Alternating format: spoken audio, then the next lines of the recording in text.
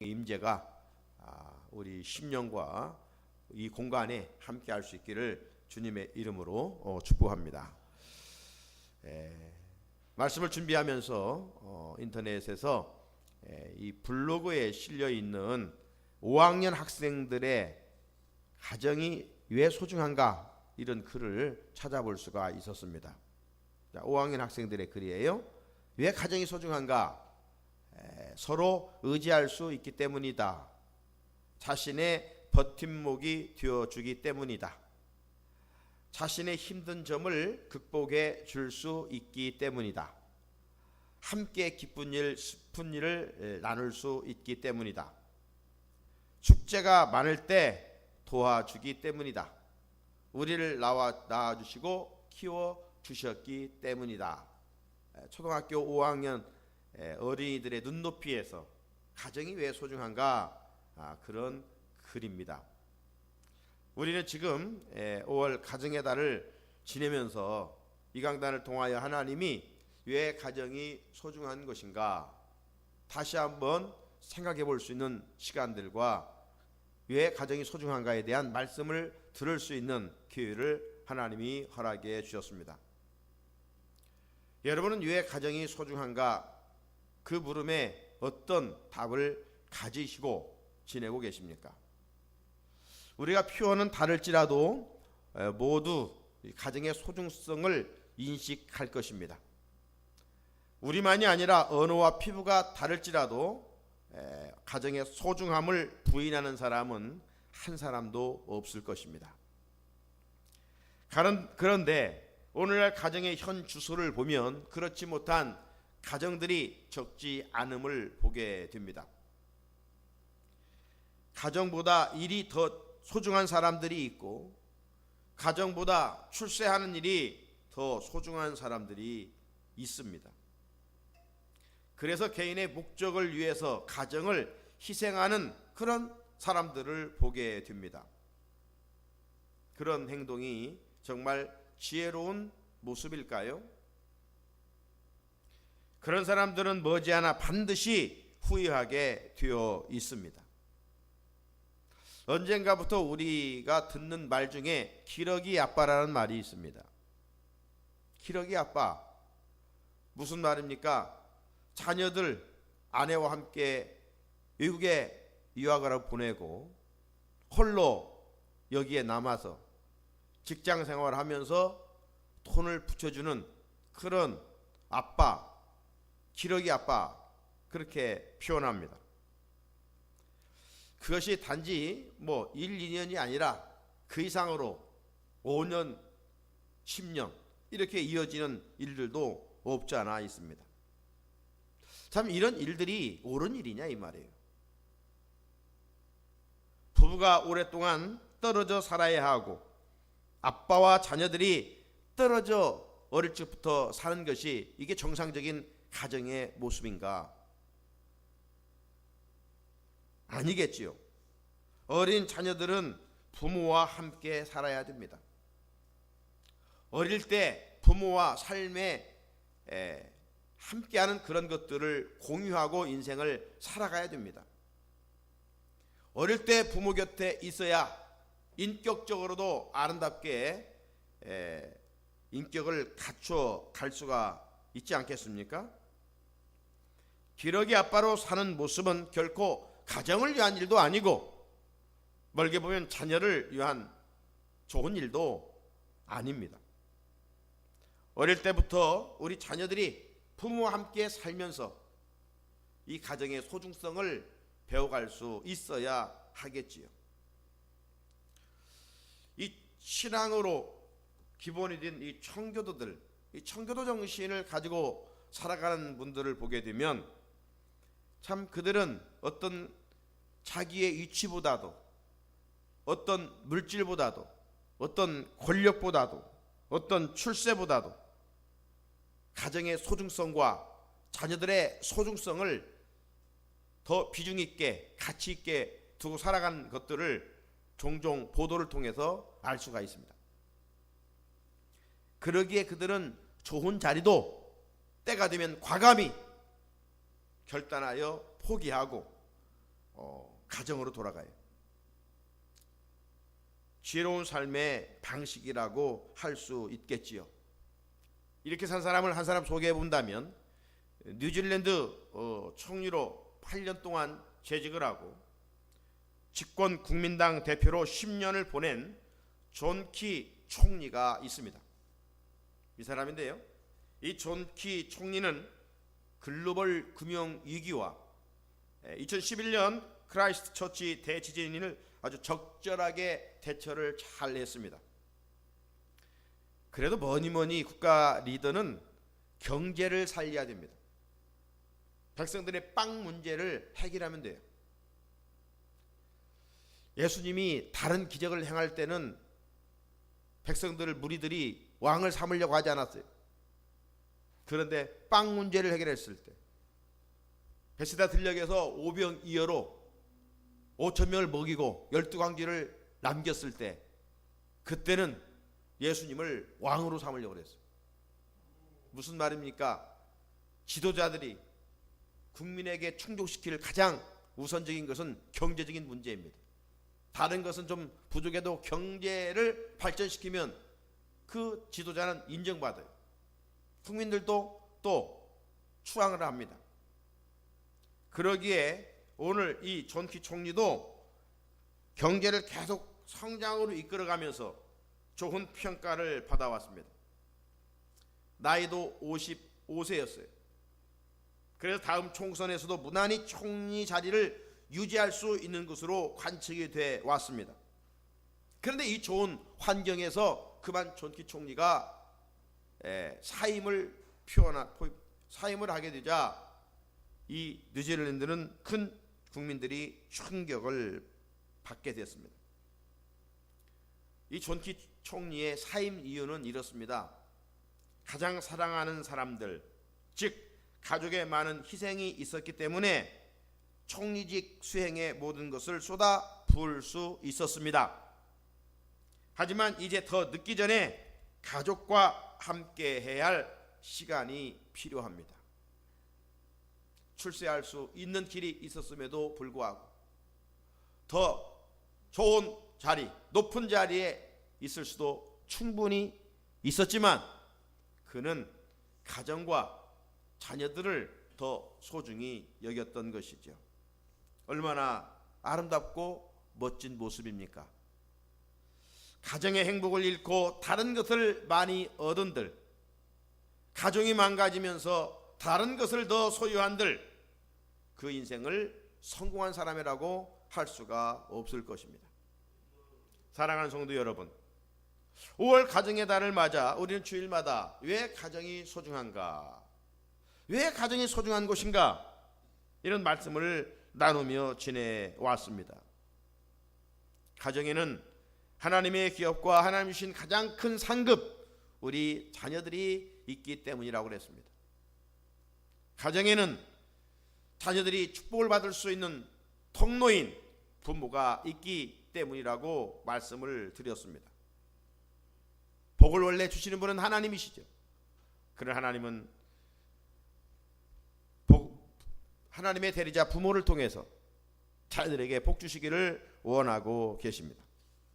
또한 가정에는 사랑해야 할 가장 가까운 이웃이 있기 때문에 우리 가정이 소중하다는 말씀을 들으면서 여기까지 왔습니다. 오늘 5월 가정의 마지막 주일, 한 번 더 왜 가정이 소중한 것인가에 대한 물음에 성경적인 하나님의 음성을 듣고자 합니다. 왜 가정이 소중한 것인가? 오늘 결론의 제목의 말씀은 가정은 하나님께서 만들어 세워주셨기 때문입니다. 여러분, 우리 자녀들이 만든 것은 별것 아닙니다. 작품이라고 할 수가 없어요. 그러나 정말로 소중한 것이죠. 내가 못질을 해서 뭘 하나 만들었다면 그건 남들은 하찮게 볼지라도 내가 만들었기 때문에 소중한 것이죠. 가정은 누가 만드셨어요? 하나님께서 만들어 세워주셨습니다. 그러기에 가정은 건물이 아니에요. 빌딩이 아니에요. 여러분, 빌딩을 집이라고 말합니까? 집은 가족들이 있는 것이에요. 그러므로 환경이 어떻든 간에 가족이 있는 그것이 중요한 것이죠. 그런데 사람들이 변질돼서 어떤 환경을 논할 때가 많이 있습니다. 가정은 왜 소중한가? 화려하기 때문이 아니에요. 사랑하는 가족들이 있기 때문이라고 지난주에도 말씀을 드렸어요. 가정은 무엇보다도 하나님이 만들어 주셨음을 우리가 기억해야 합니다. 그럴 때 가정의 소중성을 우리가 인식할 수 있습니다. 세상에 존재하는 모든 것은 하나님이 만드셨어요. 창세기 기자는 분명하게 하나님의 창조를 선포하고 있지 않습니까? 하나님께서 이 하늘도 이 땅도 바다도 창조하셨어요. 그 하늘에는 나르는 새를 만드셨고 바다에는 어린 물고기를 만드셨고 또 땅에 다니는 동물들을 하나님께서 만드셨어요. 성경은 그렇게 분명하게 선언을 하십니다. 그리고 하나님께서 만드신 그 모든 것을 보실 때마다 매번 뭐라고 말씀하십니까? 보시기에 좋았더라. 보시기에 좋았더라. 그렇게 반응하셨습니다. 5월의 자연은 너무 아름다워 계절의 여왕이라고 말합니다. 정말 그렇습니다. 요즘 어디를 가든지 자연은 사람을 유혹할 만큼 참 아름답습니다. 답답한 사람도 정말 자연을 찾아가노라면 답답한 마음이 뻥 뚫리고 또 기분이 좋습니다. 하나님은 자연을 통해서 사람들로 하여금 이런 일반 은총을 누리며 살도록 하셨습니다. 자, 그럼에도 불구하고 왜 오늘날 사람들이 마음이 점점점 강팍해져 갈까요? 그것은 하나님이 만든 자연을 훼손하고 인간이 만든 콘크리트 문화에 갇혀 살아가고 있기 때문은 아닐까요? 언제 사람이 평안합니까? 발로 땅을 밟고 있을 때입니다. 흙을 밟고 있을 때입니다. 자연으로 돌아갔을 때입니다. 그래서 우리가 언제부터 들었던 말 중에 하나가 뭡니까? 신토부리. 신토부리. 뭔 말이에요? 몸과 흙은 둘이 아니라는 겁니다. 몸과 흙은 하나라는 겁니다. 아주 성경적인 말이죠. 하나님은 인간을 무엇을 가지고 만들었어요? 흙을 가지고 만들었어요. 우리 자체가 흙이에요. 그렇기 때문에 흙에 있을 때, 자연에 있을 때 우리는 행복한 거예요. 그래서는 자연으로 돌아가라. 그런 말도 잊히지 않았습니까? 그래서 인간은 흙과 더불어 살아갈 때 건강함도 유지할 수가 있습니다. 황토방 이런 것이 우리 인간에게 좋은 것이죠. 또 하나님은 인간을 지으셔서 에덴 동산에 살도록 하셨습니다. 그렇게 인간은 자연에 있을 때 행복하고 기분이 누구나 다 좋은 법인 것이죠. 아무튼 세상에 존재하는 모든 것은 전능하신 하나님이 창조하셨음을 성경은 말씀해 주시고 있습니다. 하지만 하나님의 창조에 있어서 가장 하이라이트는 뭡니까? 하나님이 만드신 피조물 중에 가장 걸작품은 무엇입니까? 바로 사람입니다. 왜 가장 사람이 귀한 존재입니까? 성경은 그 이유에 대해서 분명하게 말씀하시기를 인간은 단지 흙으로만 만든 존재가 아니라 하나님의 형상으로 지은 존재이기 때문이라고 말씀합니다. 창세기 1장 27절 하나님이 자기 형상 곧 하나님의 형상대로 사람을 창조하시되 남자와 여자를 창조하시고 그래서 영적 존재인 우리 인간은 동물과는 질적으로 차원이 다릅니다. 동물은 단지 흙으로만 지어졌지만 사람은 흙과 더불어 하나님의 생기를 불어넣음으로 영적 존재가 된 거예요. 그래서 인간은 만물의 영자인 것입니다. 하나님께서도 당신의 형상으로 지은 사람을 보시고 가장 좋게 반응을 하셨어요. 자, 창세기 1장 31절 같이 읽어볼까요? 시작. 하나님이 지으신 그 모든 것을 보시니 보시기에 심히 좋았더라. 끝까지만. 여러분 5일간 지었던 이 하나님의 피조물과 마지막 날 지은 인간을 보시고 표현했던 것은 약간 차이가 있어요. 5일 동안 지었던 피조물을 보시고 앞에 언급한 것처럼 하나님은 보시기에 좋았더라, 그런 표현을 했었어요. 반면 인간을 지으신 후에 하나님의 반응은 뭐라고 표현하고 있어요? 보시기에 심히 좋았더라. 보시기에 심히 좋았더라. 여기에 액센트가 있는 것입니다. 사랑하는 성도 여러분, 앞에 언급한 것처럼 사람들은 흔히 5월의 자연은 참 계절의 여왕이라 참으로 아름답습니다.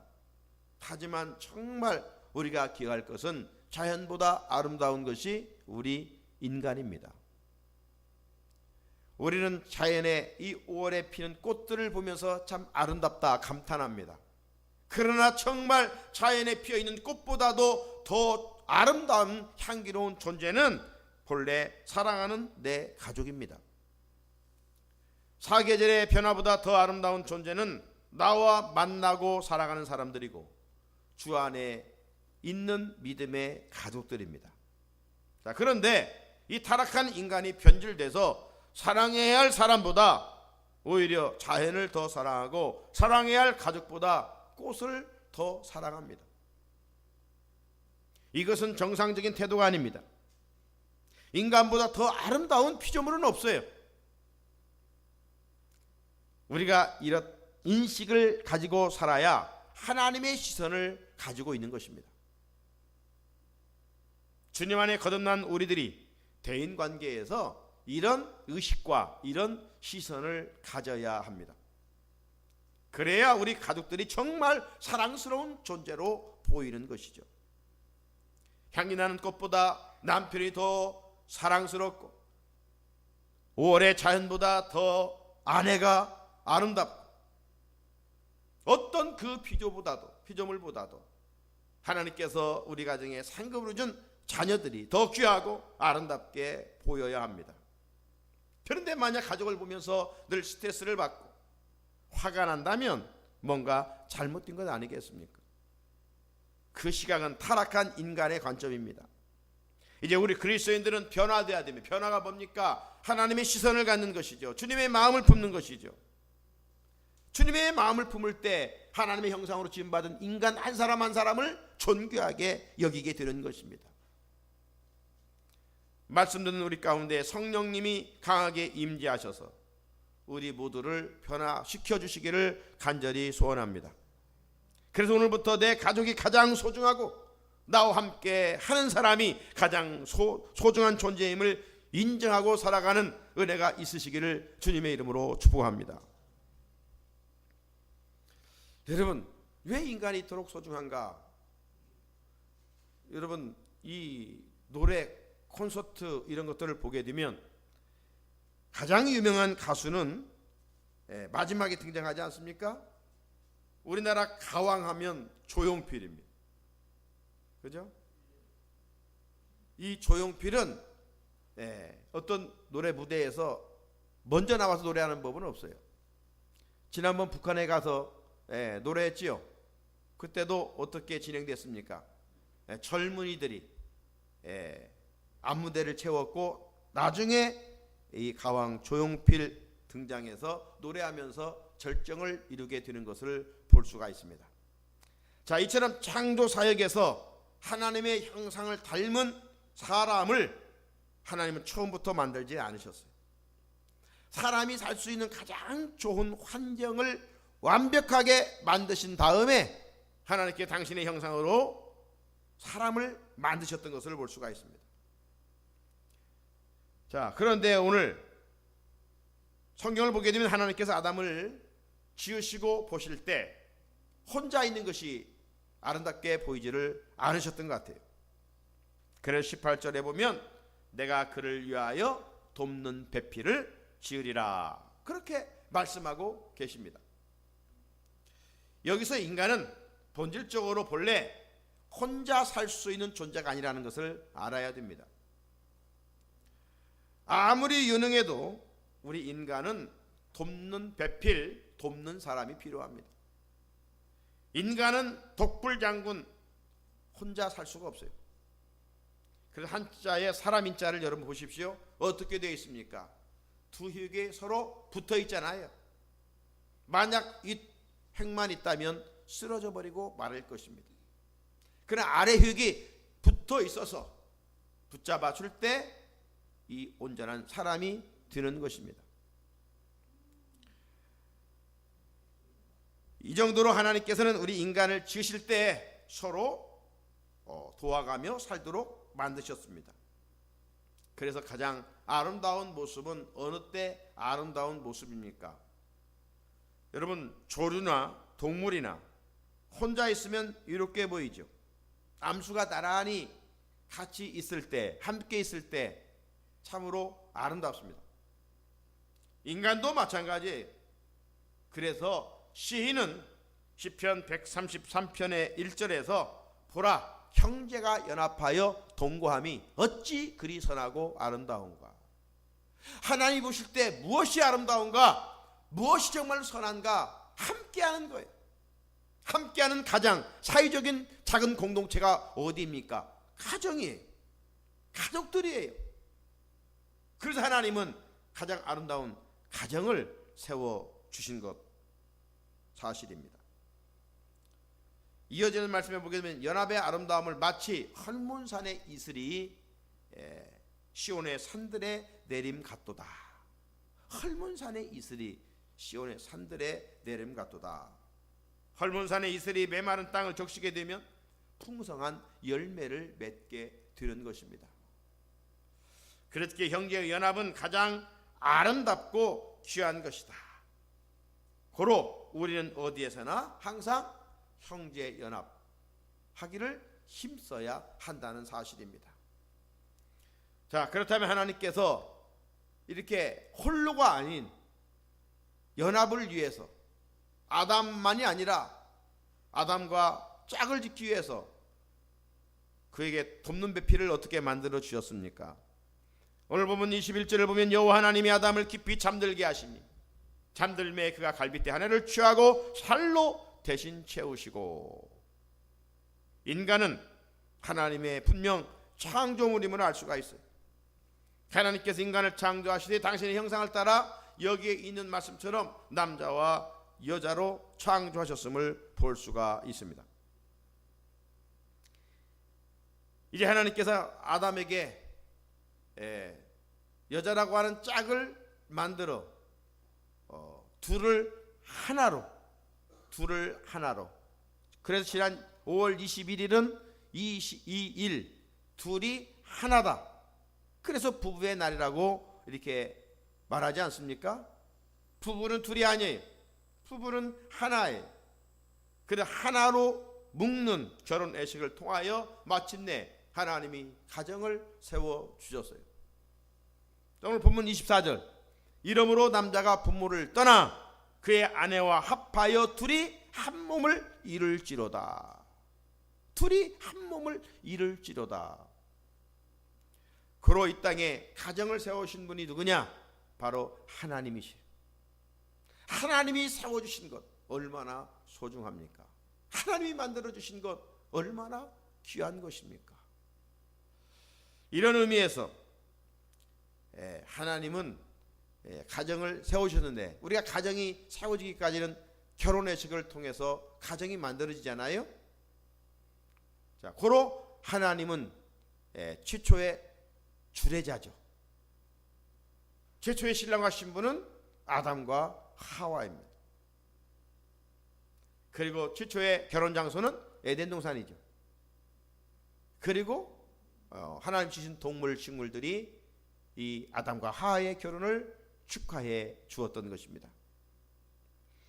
자, 이런 원리에 의해서 하나님은 우리를 이 땅에 태어나게 하시고 성장하게 하셨다가 때가 되어 서로 배필을 만나 둘이 하나게 되게 하시는, 그래서 결혼을 통하여 각 가정을 세워 주셨습니다. 세상 사람들은 자기들이 사람을 만나 가정을 세웠다라고 할지라도 오늘 우리 그리스도인들은 우리 가정을 하나님이 세우셨다. 이런 분명한 신앙 고백이 있어야 할 것입니다. 이 고백이 전제될 때 우리는 세상에 있는 그 어떤 것보다도 우리 가정의 소중성을 인식하며 살아갈 수 있게 되겠지요. 자, 그런데 오늘날 이 하나님이 창조하신 창조 질서가 깨어지고 있는 추한 일들이 주변에 일어나고 있음을 보게 됩니다. 분명 하나님은 남자와 여자를 창조하셨고 남자와 여자를 짝을 지어 결혼을 통해서 가정을 세워 주셨습니다. 그런데 오늘날 주변에 되어지는 일들 가운데 하나가 뭡니까? 동성애입니다. 남자와 남자, 여자와 여자가 결혼하여 사랑을 하고 가정을 세우려고 하는 이런 해괴망측한 일들이 일어나고 있습니다. 어제 그제 뉴스에 보니까 어떤 브라질의 유명한 축구 선수는 자기와 두 여자와 함께 결혼을 하게 된다. 이런 뉴스들이 보도되고 있습니다.